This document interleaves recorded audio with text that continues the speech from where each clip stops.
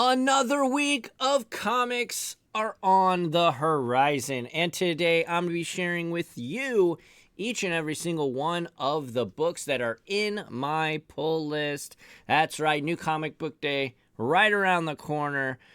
I'm super stoked. There are a bunch of books on my pull list for me today. My name's Alex. This is Graphic Novel Collector. Let's not waste any more of your time. Let's jump straight into the video. But first, before we do that, just want to say this is a top 3 video, so I'll be giving you each and every single one of these books, give a little preview, a little synopsis, and of course, give you my top 3 most anticipated books. That being said, let's not waste any time, and let's jump into this one. First off, we have Null Hunter, issue number 2. This is from, of course, Image Comics. It is a 28-page book for $3.99. Writer Michael Walsh, artist Gustavo Vargas, and letterer Becca Carey. Always crushes it. Yes, she does. This book, the first issue, was pretty awesome. I really dig the sci-fi kind of, what do you call it? Noir? No, not noir. But anyway, it is sci-fi. I can't think of the word. Clay's next assignment takes him to L3R in 3A, slimy underbelly, where he'll have to slice through hordes of neuralinked henchmen if he wants to find the head of the snakes. This first issue was pretty awesome. Clay, our main character here, was revealed to, remember his mom's death in a previous life. Maybe his dad, who is at the helm of the Null Hunters, might have had something to do with that. I'm really excited, though. Michael Walsh is doing a lot of awesome things. He's doing this, and of course, he's doing the Frankenstein series, which if you are a usual on this channel, then you already know I'm loving the Frankenstein series. But yeah, Null Hunter, issue number 2. Really excited. Next up, sticking with the indies, we have the Autumn Kingdom, issue number 3. This is from Oni, and holy smokes, it is $4.99 comic. Doesn't say how many pages, but Cullen Bunn, of course, the great, super scary writer, and Christopher Mitten, who did Hellboy and BPRD, so I love this team. Doing really great things. This is the 3rd issue, and the deathly dark fairy tale from the master of horror, Cullen Bunn, and Christopher Mitten descends into the treacherous path towards bloody conclusion. Summer and Winter continue, those are the girls' names, by the way, continue their desperate search for their parents, stolen in the night by monsters and taken as sacrifices to the dying realm known as the Autumn Kingdom. Will they encounter a fearsome huntress? The sisters rely on the powers of a mysterious sword as their battle rages through the forest, only to discover their enemy is more familiar than expected. The first 2 issues of this book have been awesome. Of course, if you watched my first 2 reviews of this book, you will know that it's really awesome. You got the dad, who is a writer, who is writing a novel called The Autumn Kingdom. They went out to a lake house, and the poop hit the fan. And it's been really fun. I'm not sure how long this series is going to be, but I'm really digging it thus far. And yeah, I'm really stoked for The Autumn Kingdom. Moving on, though, we have Miles Morales, Spider-Man, issue number 26. This is Legacy issue number 308. It is a 32-page comic book from, of course, Marvel Comics. $3.99, so I do appreciate that. Writer Cody Ziegler, artist Federico Vicentini, and colorist Brian Valencia, with the letterer who is Corey Petit. Last issue, Spider-Man got a brand new suit made of vibranium. It was pretty awesome. Black Panther. It was kind of like a Black Panther team-up book. All new, all different Spider-Man suit. Spider-Man just got a major upgrade. The new costume might save his life or send him even deeper into unending vampiric bloodlust. It's a gamble Black Panther reluctantly makes if it means stopping Miles' infection and preventing a rampaging spider-powered vampire from feeding on half of New York City. Only they didn't count on the Vulture getting new upgrades of his own as well. Yeah, I mean, last couple issues of this have been really awesome. We've seen what Miles is capable of now that he is a vampire. He's more vicious. He's more brutal. He beat the absolute high holy hell out of Vulture a couple issues ago. And then, like the synopsis here says, in the last issue, Black Panther gave him the suit and kind of calmed him down. But it was still an awesome battle between Black Panther and Spider-Man because Black Panther cut himself, and then as soon as Miles saw that blood, he just went for it and kind of lost his shit. But no, it was a great issue. I'm really loving this. Cody Ziegler has a great voice for Miles, and I'm really liking the direction that Miles has been going in, especially recently. Next up, we have Radiant Black Ultimate Edition, issue number 30. So this consists of issue 30 and 30.5. Of course, that is the end of the Catalyst War. If you are a long-time viewer of the channel, you all know how very, very much I love Radiant Black. It's one of my favorite series going right now, and Radiant Black is definitely my favorite superhero that was created within the last decade. I stand by that.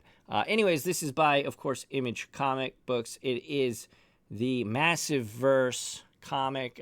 This is a 50-page comic for $4.99. You got writer Kyle Higgins and Joe Clark. Writers Kyle Higgins and Joe Clark. Artist Eduardo Frederico and Marcelo Costa. Colorist Rod Fernandez and Raul Anguero. With the letterer back Rebecca Carey, so she's crushing it all across comics. The Catalyst War continues. Pieces fall into place. Endless possibilities collapse. The end of the world is at hand. The first half of a story continues in Radiant Black 30.5 Radiant Black Massiverse series. Second printing. This is a second printing, but they're combining both 30 and 30.5 into one book. I'm really excited. I love the conclusion of Radiant Black Catalyst War, and it was really awesome. And the story continues. It's not over yet, which is super awesome because I was a little anxious. I was like, are they just gonna stop this whole thing?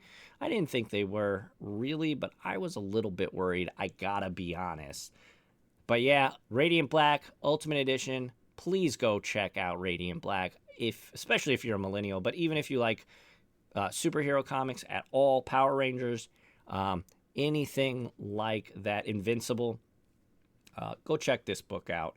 As you can see, I've got a couple of, CGC graded ones behind me.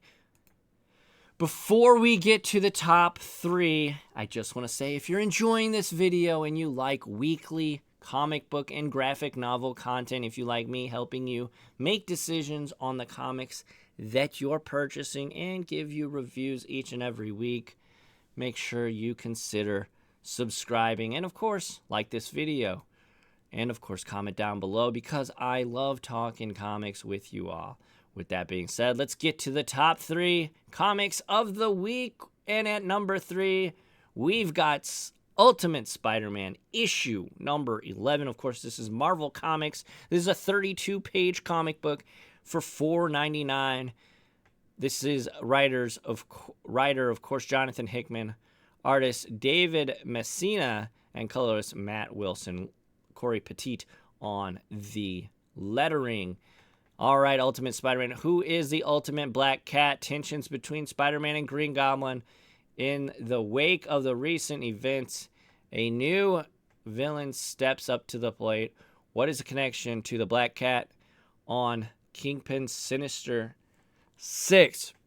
Last issue, we had Ben Parker and J. Jonah Jameson. Of course, they introduced their new paper as a competitor paper to the Daily Bugle. They quit the Daily Bugle, and they are investigating some things and why certain things at Oscorp are the way they are, and then basically Green Goblin, who is Harry Osborn in this universe, basically warned them in not so subtle way, quit digging into this.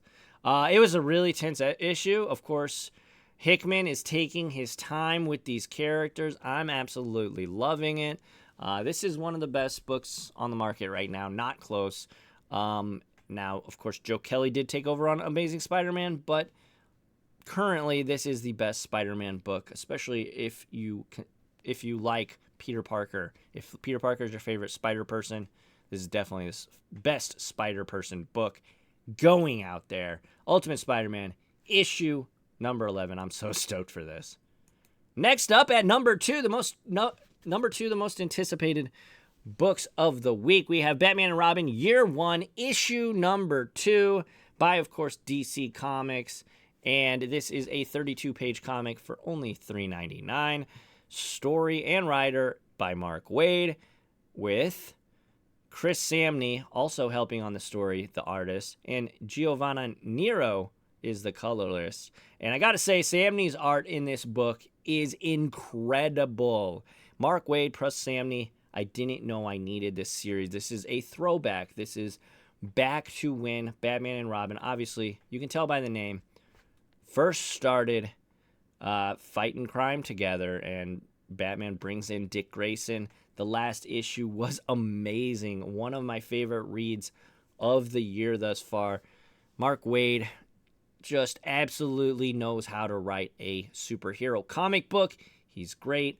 But let's read the little synopsis. Dick Grayson is struggling to adjust to his new life as Bruce Wayne's ward, with both Bruce's rules and Batman's training making his life difficult.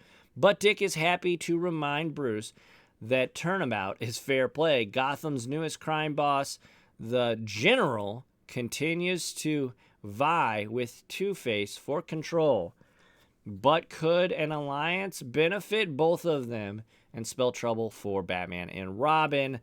Issue 1 was awesome. There was a nice little twist at the end, which almost every issue number 1 of any comic book ever that you've ever read in your entire life ever will incorporate.